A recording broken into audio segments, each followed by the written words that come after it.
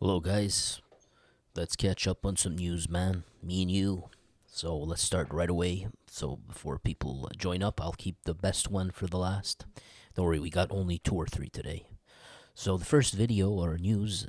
By the way, this is I gotta do this. It's unfortunate, but this video is intended to be educational, informational, even journalistic. In fact, we're reading from the Journal de Montréal, which is a newspaper, and we're translating it in order to educate other people who don't speak the language in order to learn what happens inside of a country. Teach them things. Sorry about that. But let's get to the point finally. He was there was rounds were sent to a young entrepreneur to intimidate him because he accused him of stealing. A resident of Saint-Amable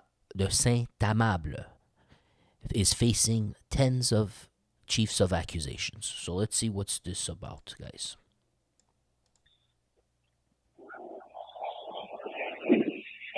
So I don't know. I see a Jeep there, or I'm not too sure. It looks not a Jeep, but those snow plowers. You know what I mean? That's what it looks like to me. That's what the arrow seemed to point at, but maybe they was just pointing at that corner, and it just happens to be there. So they're fast forwarding the time. This is 2024 now. I've because in French and in English this switches. It's either month or day, so I'm not even sure anymore.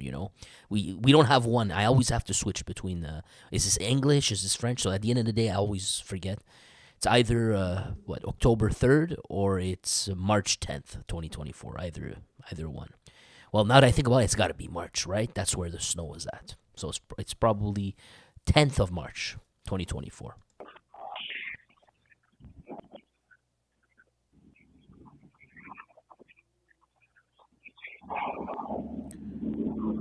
Okay, so that vehicle left. That cannot be the story itself. It probably will be these two. Let's see what happens as they reach that corner.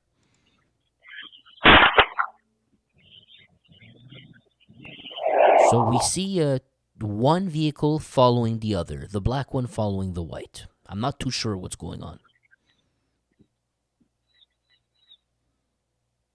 All right, we didn't really see anything. It's just proof, I believe. Just proof that he's being followed. There we have him, Martin Brouillard, 47 years old, in the black vehicle. Okay, so we got confirmation. It has to be the black vehicle in the back following the white one. And you could see that it was very pointed, They were like almost turning at the same time. He was almost not even going at his own pace, following the pace of the other. And Martin Brouillard looking at you, not happy. Well, trying to grab the best cool shot he can take. There he is. And then we have a hole in the vehicle. So he had to let off rounds, as the title suggests. Closer shot right there.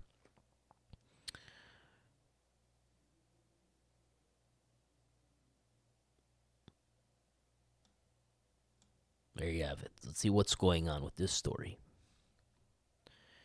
A man with a heavy criminal past from Saint-Amable is accused of having let off rounds in the direction of an entrepreneur to intimidate him because this entrepreneur, I guess, would have suspected him of having stolen his tools. Martin Brouillard, 47 years old, of which the criminal background came back to court on Thursday in the courthouse of Sorel-Tracy. Now, that's if I'm not mistaken, this is the city for bikers. Historically, this was like their HQ, Sorel-Tracy. I don't know if that's changed, but that's where they came from. That's where it all started. Home, mama's home. That's where they were at, with Mambouche and all of them, Demeurera tout detenu, so he will still be detained. So he was already accused of harassment for that towards that person. Trying to see if we have anything here. We have a Asian tattoo, I think, right?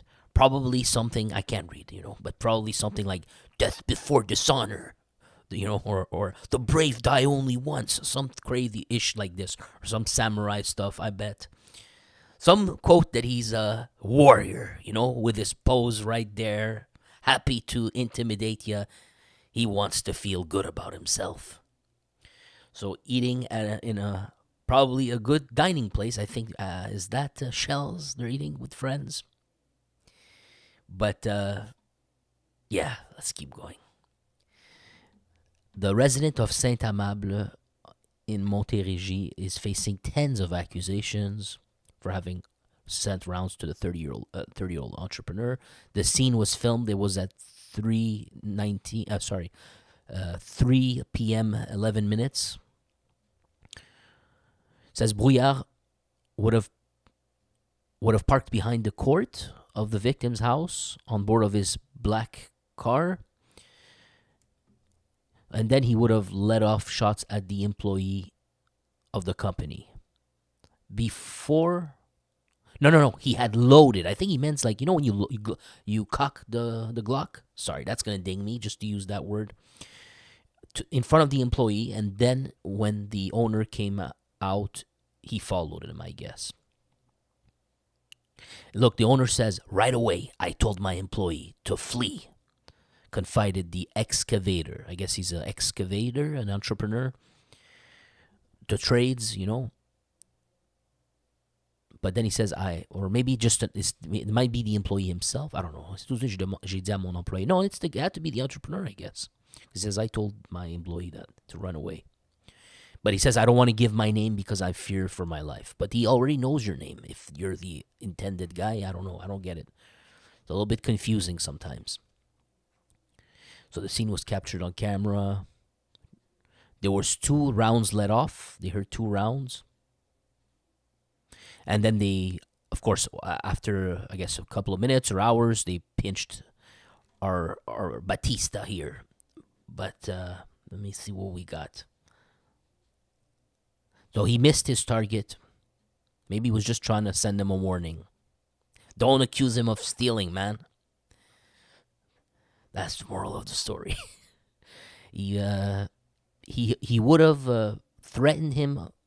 Oh, he would have threatened a cop, the cop's life.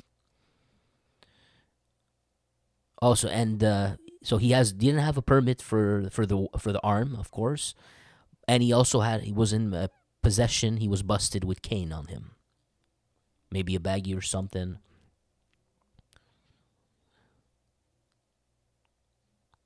Oh, and he was also on a conditional parole or conditional liberty. You know how Canada works? He was already breaking them in multiple ways.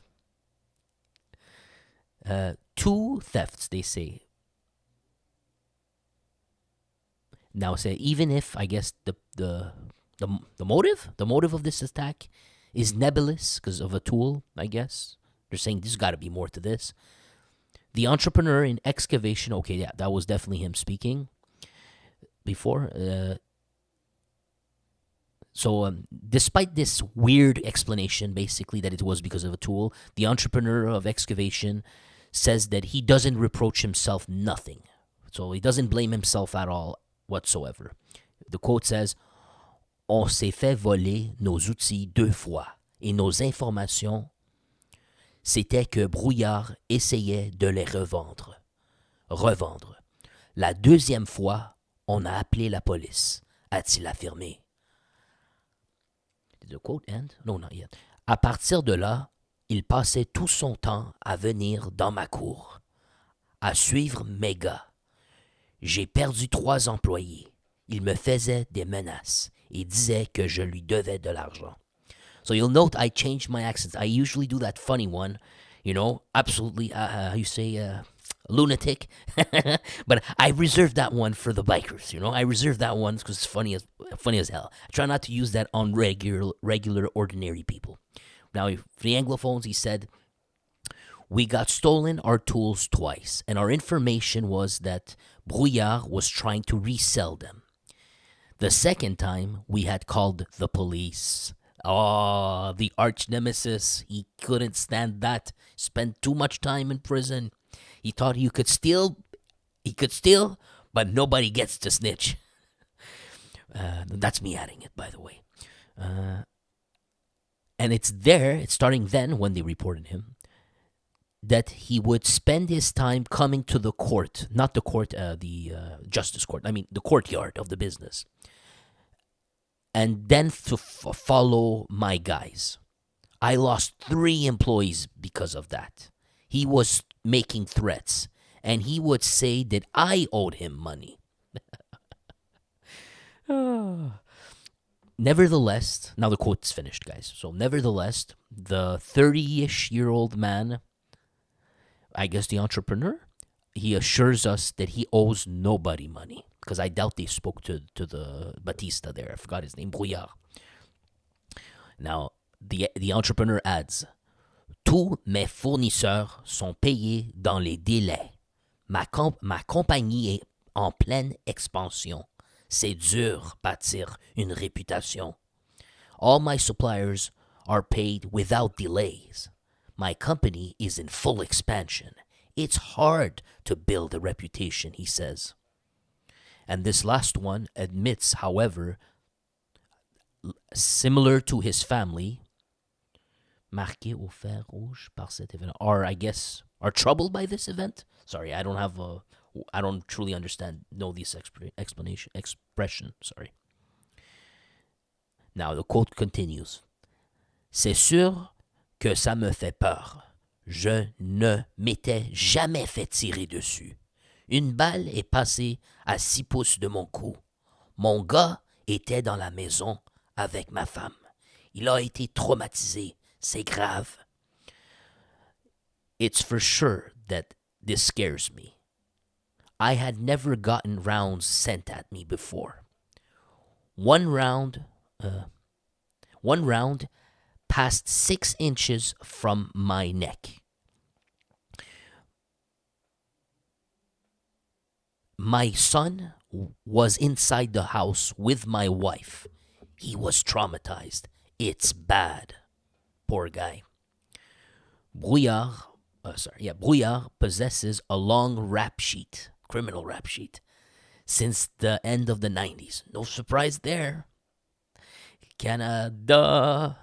His rap sheet should come back during the investigation, or his case should come back during the investigation for or in court for bail or something like that at the end of April. There you have it, guys.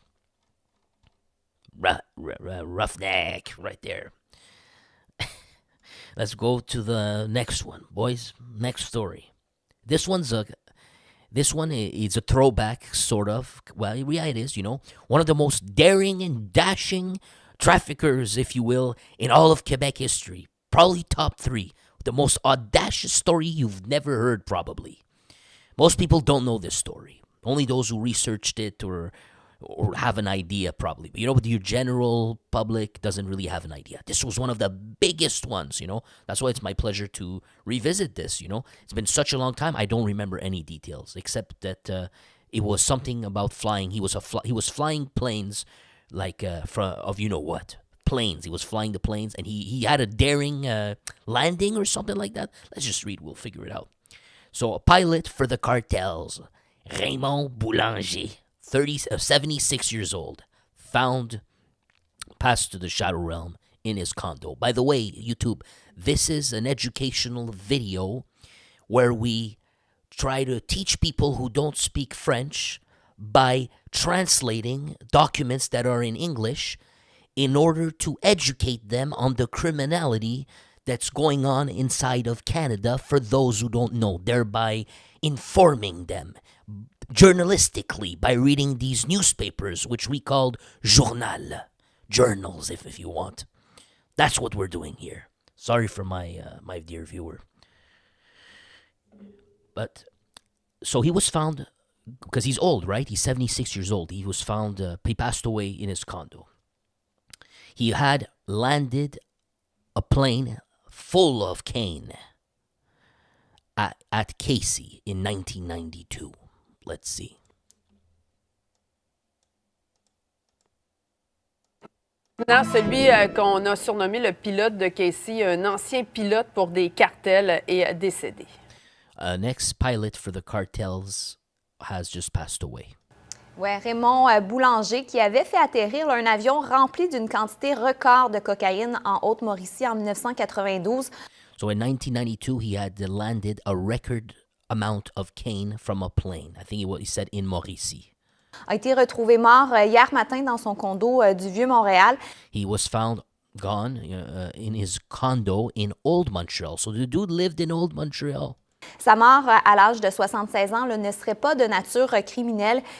So his passing is definitely not criminal related at all. It seems it was a natural one. Il souffrait d'un cancer. Depuis 2013, il bénéficiait So he was suffering from a cancer, and since 2013, d'une liberté conditionnelle après he was enjoying a liberal, I don't know the term, guys, but I'm translating it. He was enjoying a liberal conditional liberation, sorry. avoir passé plus de 20 ans en prison. After having spent 20 years in prison. En 1993, il avait été condamné à une peine de 23 ans. In 1992 or 1993, I think 1993, he was sentenced to a sentence of 20 years. De prison pour avoir posé un avion rempli de plus de 4 tonnes de cocaïne à Casey, au nord de la Tuque, en Haute-Mauricie. So he landed with a plane with, wait a sec, did you just, I lost the number. Sorry about that, guys. I just want to make sure. Oh yeah, 4 tons, she said. À Casey, au nord de la Tuque, en Haute-Mauricie. C'est comme ça que sa carrière s'est terminée de façon spectaculaire. And that's how his career ended in a spectacular fashion. That would be the last load he would ever land. 4 tons, guys. 18 novembre 1992. Il avait reçu la mission d'un cartel d'amener la drogue de la Colombie. Il avait atterri sur la piste militaire désaffectée de Casey. So he had received the mission from a drug cartel in Colombia. And unfortunately, he had seemed to have landed on a defunct or abandoned military post or something, or a military landing post. En Haute-Mauricie, avec sa marchandise évaluée à l'époque à près de 3 milliards de dollars. And his merchandise was evaluated at $3 billion at the time. Son contact de la mafia italienne qui devait l'attendre sur la piste lui a... So his contact with the Italian mafia was supposed to be waiting for him in the landing area. aurait fait faux bond, ce qui a mené... But he would have, I don't know, they're saying he would have faked out? I'm not sure the expression. Maybe he didn't show up. Maybe he worked for the cops. I'm not too sure what she means. À son arrestation et à la saisie record. Sur la piste, son contact de la mafia italienne qui devait l'attendre sur la piste lui aurait fait faux bond, ce qui a mené à son arrestation. Okay, I think that's what she means. She means that his contact with the Italian mafia probably worked with the cops. So he was supposed to be waiting there, but instead I guess the cops were waiting for him. Et à la saisie record. Itinérance à Rimouski. Dang, man, crazy story, huh? Remember, that's a little throwback for you guys. Let's see what we got here. So it was, he landed a Convair 580 filled with 4,300 kgs of cane. Okay, I'm just trying to see if we're not missing anything. If we got pictures, at least you'll be able to see them. Here they are. Here are the boxes and boxes of bricks. Look at how many boxes there is, man. Look at that.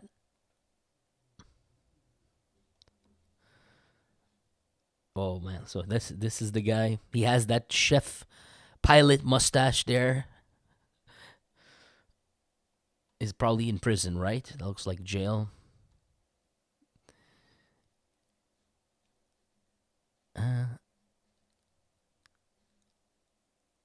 So they're saying, note that with the 4,300 keys and about 40-ish barrels of what do you call it? Of gasoline, or what are you talking about? I forgot what the fuel. They're saying that the plane was too heavy by 9,000 kilos. I don't know what that means. If it's too heavy, that means, aren't you supposed to not be able to fly the plane correctly? Or you could still fly it, but it makes the condition extremely dangerous. You take your pick. I don't know. But either way, I guess that makes him a really darn good pilot. And here are the two RCMP officers right there posing inside of his plane. See how much space there was there? Is it me or this is all cane all around? You think it would be packaged really nice. So I don't know. But yeah, I guess they pierce. They use when they find your packs, they pierce them. And I guess that's what leaves the residue, I guess. And this can't be inside of the plane. This has to be inside of a warehouse, I guess. They decided to put them in for the moment to protect the evidence, I guess. Oh, no, look. 4,300 keys burned inside of an incinerator in Montreal. So this has to be an incinerator, Montreal. Look at this. While he was flying that plane with the big load, he was chased by two F-15 Canadian.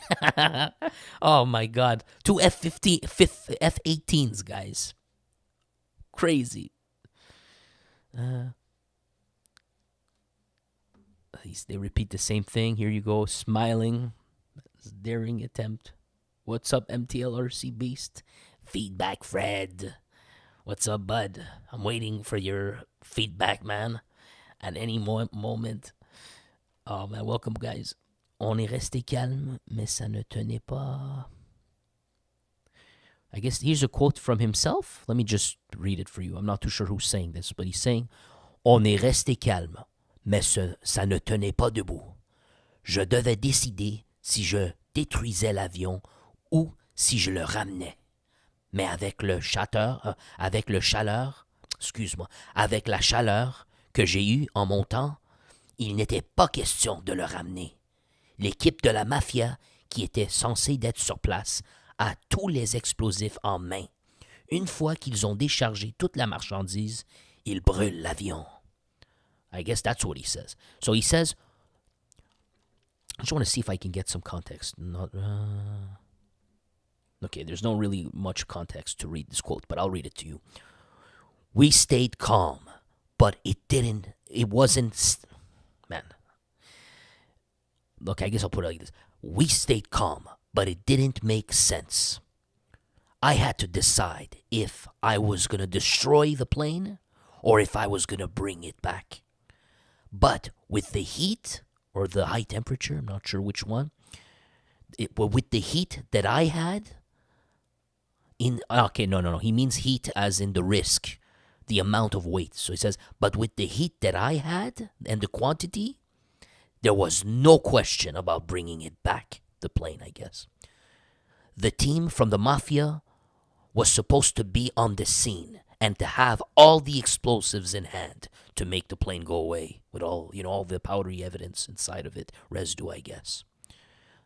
That's me adding that part. Now I continue his quote. But once they discharged all the merchandise, they usually burned the plane.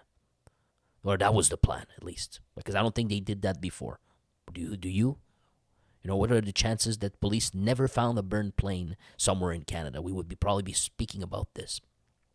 But who knows, man? Who knows? That's the gigantic plane, and I guess he got 4 keys. Doesn't it look like those small, those tiny planes with like 2 passengers in, I once had a friend who had his pilot license, and he was telling me, man, he was telling me, yo, man, you should come with me, bro. I'll drive you. I was like, no thanks, dude. He showed me a picture of the plane, just me and him. I don't know. I didn't feel good about it, And he was explaining to me that the wind conditions matter, A little bit of gust of wind, and you can meet your doom, He says, like, 2 planes cannot be next to each other, or something about they can't project air at you. Some weird stuff. I did not understand what he was explaining to me, but he was trying to say that one can push the other and you can ultimately go from it, And I saw his tiny little plane, 1 seat for him, 1 seat for me. I could never do it, man.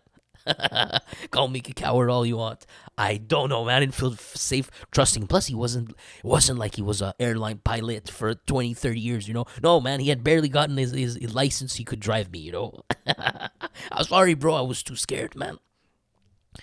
Condemned to 23 years in prison, the ex-pilot has found his conditional liberation in 2013. He was an he was an ordinary man with an extraordinary history. All his life, he had sought out adrenaline. It was someone who had paid his debt to society by going to jail, and it was someone that wanted to tell about his life. That's what I got the impression from him. He enjoyed talking about his past exploits. Could you blame him? He would not consider himself a criminal, but a pilot of a plane. He was a very talented pilot, that's no doubt, says his colleague Sébastien Trudel, for whom the cowboy became friends with. All right. Okay. Salute Ken Jacobs. All right, we go to the main story, guys. Main story. You heard about the bar brawl the other day, or yesterday. We heard about it in Terrebonne. You heard about there was a commotion, and all we know is that two people seem to have, as much as we know, at least two people were confronted by other people, maybe more than them, because those two people definitely lost the fight. And if my memory's good, there was no shots fired out. I'm not sure about that, but people got shanked. That's the guarantee. Those two got shanked. One of them was a Furtado, something like that, and the other one was a 25-year-old. But the 25-year-old, I believe, survived. The Furtado guy was sent to the Shadow Realm on the scene. And it was so bad that people didn't leave the venue and go inside of their cars. Some people actually fled, leaving their cars there.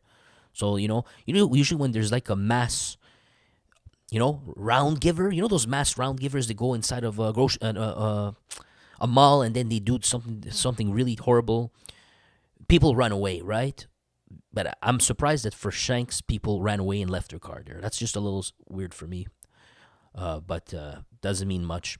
Let's get to the story, guys. Now we're going to back to that story, but a twist in all this information that I didn't know, and it's a very important to underline. Remember, I don't theorize that at all. I definitely don't theorize that at all myself.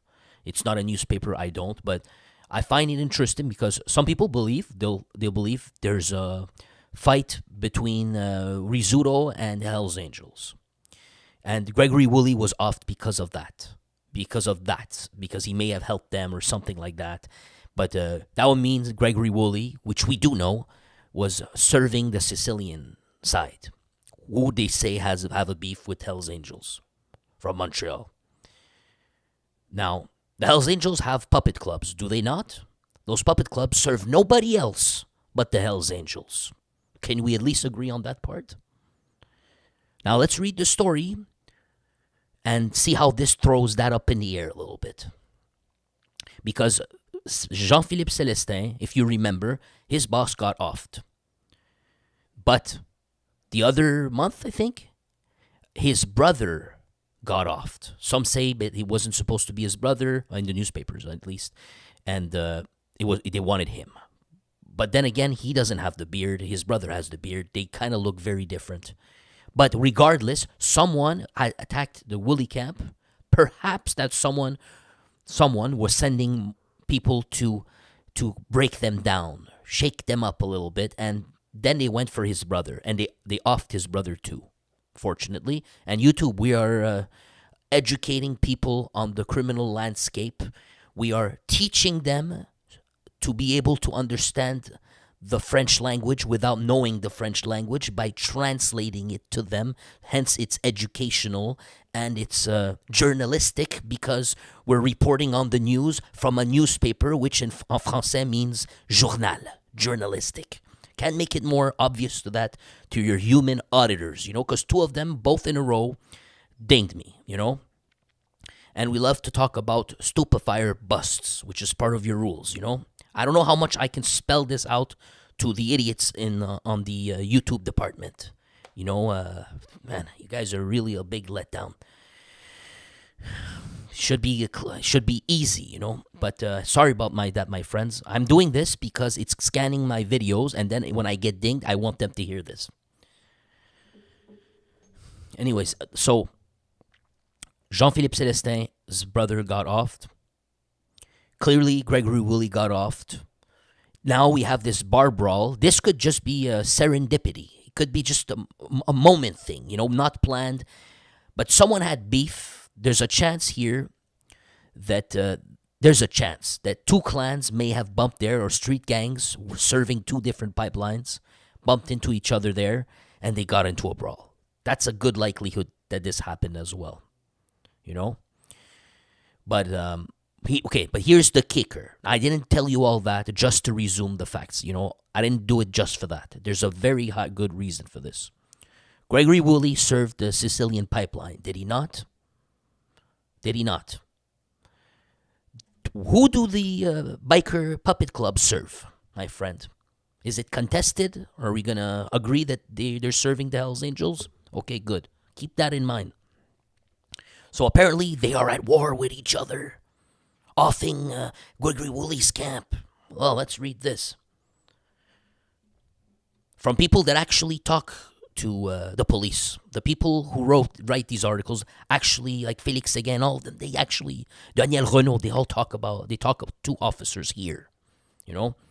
They actually have sources. But let's see what they say. So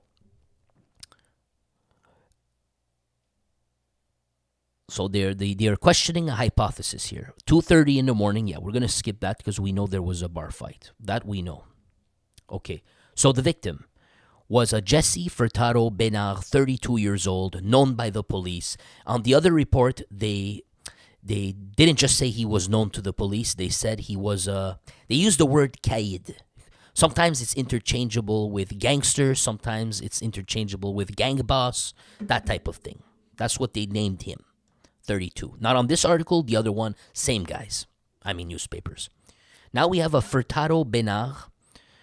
This guy, they say he has a criminal past for weapons, stupefiers, assault, threats, and not respecting his liberations, conditions, stuff like that. Let's check something out, guys. The other victim, we said he was 25 years old. That's the guy who survived. Now, Celestin with the bikers. According to our sources, Furtado Benard is a relation of Jean-Philippe Celestin, an important actor in the Underworld of Montreal, the criminal organized crime. He's a chief of gang who the police say is implicated in trafficking stupefiers in downtown Montreal and other crimes. His brother Brandon Celestin, 28, was offed in a family event in mid-February. Okay. And according to our information, this offing could be tied to a conflict with another gang. Here you have him, Jean-Philippe Celestin. You saw that picture many times. Now, according to our information, Jean-Philippe Celestin is the right-hand man of Gregory Woolley. And Jean-Philippe Celestin was seen wearing a vest of the Marauders inside of a bar in Montreal. So, he's wearing a vest of the Marauders. I'm not sure. Is he really wearing a vest? They would have said T-shirt. They didn't say T-shirt, they say vest. But I'm willing to let that go and say maybe they mean a T-shirt, something like that. I don't know. Prospect, maybe something like that. But do you really think that the guys who offed his friend, he would be wearing their T-shirts? He will be happy? I don't know. Are you guys suggesting he betrayed his own godfather? I don't know. I don't think so. Personally, I don't buy it. But the facts are, he was seen wearing a Marauders vest in a bar of Montreal Thursday night, but he was seen by the Eclipse Squad. who are specialized in surveilling bars. So for those who don't know, you want to memorize this. It's like British Columbia. They go. Remember that the initiative from British Columbia? They go to bars in BC to harass when gangsters go drink there because there's a gang war and they don't want them to drink near you to get hurt. In Montreal, the squad that existed for a long time, that's not new, is the Eclipse Anti-Gang Squad. So it's good to know this one, guys. Rarely do I like to memorize the names. This one, I tell you, you should. It's historical. So they are watching these gangs, and they saw Jean-Philippe Celestin with, now, this is up in the air, but they use the word vest of a Marauders. Now, Marauders is not a gang of the outlaws. It's like a Rockers MC with Gregory Woolley doing the dirty work for the Hells Angels. And they are doing it for the Hells Angels. So the Hells Angels affiliated biker school, if you want to call it that. Created at the end of 2020 and the beginning of 2021, the Marauders are a puppet school of the Hells Angels, and they would have links to the Hells Angels of the section of Montreal. There you go. Says the expert on the biker landscape from the SQ, Alain Bello. Certain of their members were under surveillance during the funeral of Brandon Celestin on the 5th of March in Plateau, Montreal. So they were present, they were even present at the funeral of his brother, showing him respect. The police do not consider yet officially Jean-Philippe Celestin as a member of the Marauders. So that's the million-dollar question. They don't consider him yet. So was that a vest of a prospect type of thing? Got to ask yourself that. That would give you a real funny picture of him. You could say it would be very plausible, at this point, that he had something to do with his boss's death, if you believe there was a Hell's Angel versus, what do you call it, the Rizzuto War or whatever, you know? I don't like to entertain that at all. I don't see any sources in the news discussing this which get their information from the police. Not a single time. So I'd rather base myself 100% on what I do have here on these facts. Of course, I'm speculating. What do I know? But he seems to be in good relations with the Hells Angels. He seems, if you believe that he's wearing a Marauder's vest. Definitely not a full patch. They don't believe that. But he wore some kind of vest, did he not? So he should be in good standing. Or else, why would the Marauders be allowed, or wouldn't that be treachery to go hang out with him? So if he's in good relations with them, he can wear their vest. He's working with them. They come to his funerals. In that case, he must have a good relationship with the Hells Angels. The question becomes, who was trying to destroy this man's life or organization or allies? Because it's all around him always. Or even Gregory Woolley.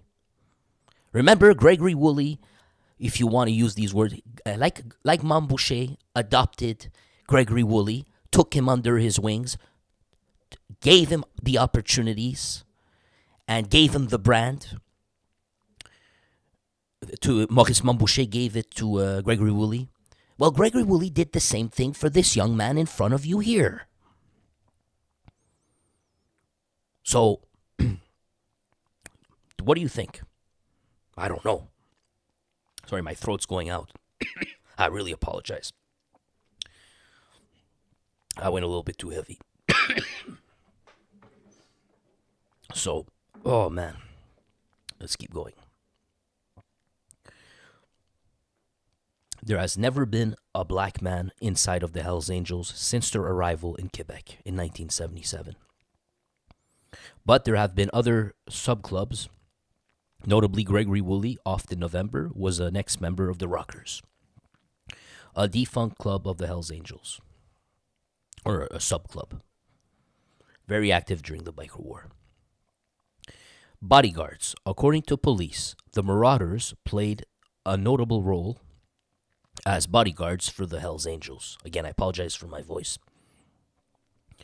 In May of 2021, during a supper with bikers where they were celebrating members of the Hells Angels and the Mafia together, a member of the Marauders was seen by the police guarding the restaurant. So he was out in the front doing guard duty, surveilling the events from outside.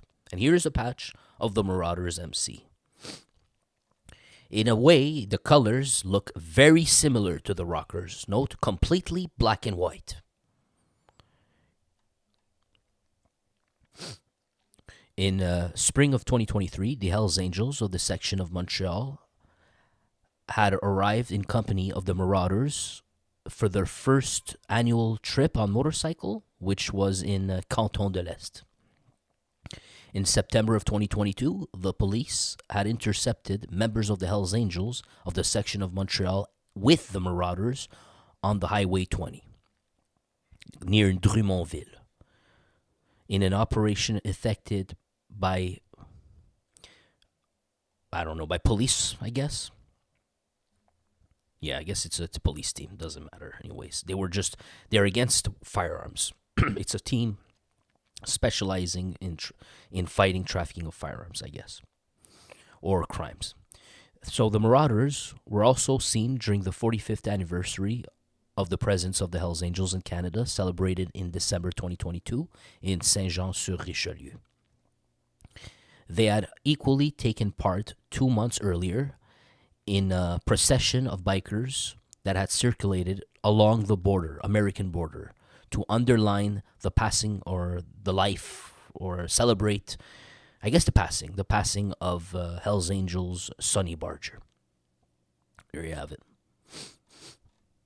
So, what is it?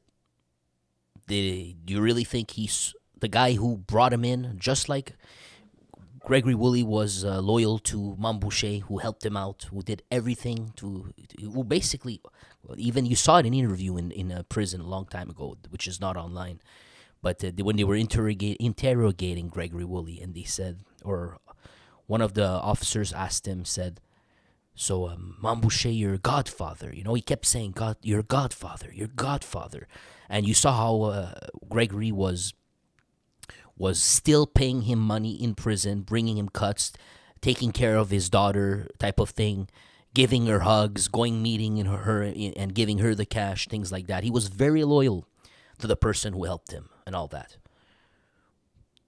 I don't see how this man, it's not the same thing. I don't see how it's not the same thing. So, but I have a hard time believing that he would wear a Marauders, knowing that the Hells Angels offed his friend somehow, according to the other hypothesis. Me personally, if I would have seen this coming from these reputable sources, I would have ate that ish up immediately. But not a single sign being said here. Well, I'm confused about that. That's why I'm not taking it yet. I don't believe it yet. Then you get articles like this that confuse you even more. It makes you say, I was hoping that's true and we can get along and we can, go over it. This would have been a nice confirmation. I would have said, yes, we can get over it. But what's going on? He's clearly not having any issues right there with the Hells Angels. But then the question still remains, because it's so confusing. Then who's trying to off him? If that's not the case, this helps the other hypothesis a lot. The fact that he was getting offed would have helped a lot. But then you got this element here that confuses everything together.